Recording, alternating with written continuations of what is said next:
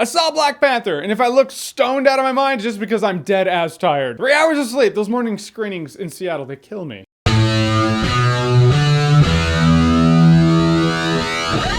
Black Panther. So Black Panther is the newest installment in the Marvel Cinematic Universe, directed by Ryan Coogler. When I look at his body of work and his age, he's younger than me. I look at him and I'm like, I've done so little. Good for him. Black Panther starts out shortly after Captain America's Civil War. T'Challa's father was killed in Civil War. He is now going to be crowned king, but he's also the Black Panther, so in that, there's that balance. He has to balance being king and dealing with the problems that come with that, but also being the Black Panther and problems that come with that. I don't envy his position. I really don't. And when this movie does it right, it does it right. When you look at Chadwick Boseman and the performance he gives, also Michael B. Jordan and the performance he gives, both of them have very emotional moments in this movie. But when you really think about it, they're on a green screen. They're not out there actually. It's a green screen. What kind of imagination do you have to pull that kind of performance when you're looking at a sea of green? When you look at what these movies are doing as they're shifting into deeper character pieces, it's quite impressive. Sometimes you can tell the green screen, which is a bummer. A couple scenes where they're talking, I'm like, that's green screen. You couldn't find a mountain? You couldn't just talk on a mountain? I don't know. I don't make movies. Maybe they couldn't. Maybe it's just too cumbersome to bring a crew up there. But I like the arc they gave King T'Challa, because when we saw him in Captain America Civil War,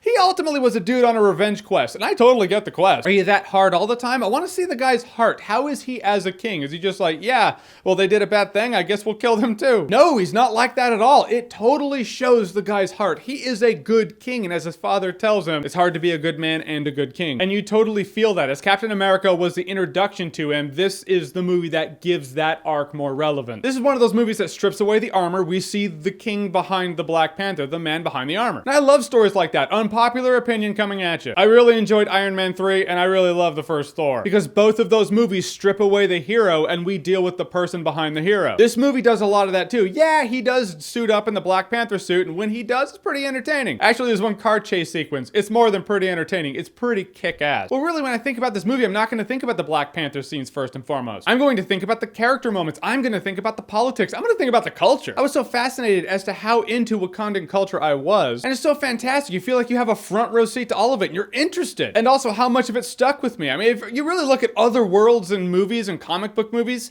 they don't do the same thing. This movie, as I can see in recent memory, did it best. You see, when a movie introduces the audience to a new civilization or culture, when the audience leaves that movie, they can ask themselves, what do I know about that civilization or culture? And usually the answer is very little. It's not so the case with Wakanda. With Wakanda, you walk out of Black Panther, you feel like you got a crash course in Wakanda. And when you see it, it comes across as a very beautiful and celebratory thing. I think that's fantastic. In reviewing an MCU movie, you gotta address the Marvel-isms, which are, how does it tie into the Marvel Cinematic Universe as a whole? Does the tie-in take point over the standalone aspect of the movie? And how is the humor? Not is the humor in it, but it's going to be in it, so how is it? For a large chunk of this movie, it works as a standalone film. There are tie-ins in it, the fact that Claw's in it, vibranium's a big part of it also, Martin Freeman's character, but if you just went into Black Panther, you would get the gist. You wouldn't need to watch another movie. Maybe Civil War, it being the first movie with Black Panther, but really nothing else. And I felt the humor really worked. What I look for with humor in a movie like this or a Marvel movie is it's going to have humor, so does the humor override the drama? Like if someone's having a dramatic moment, if there is a moment that's supposed to marinate and have drama, if you're supposed to take a pause,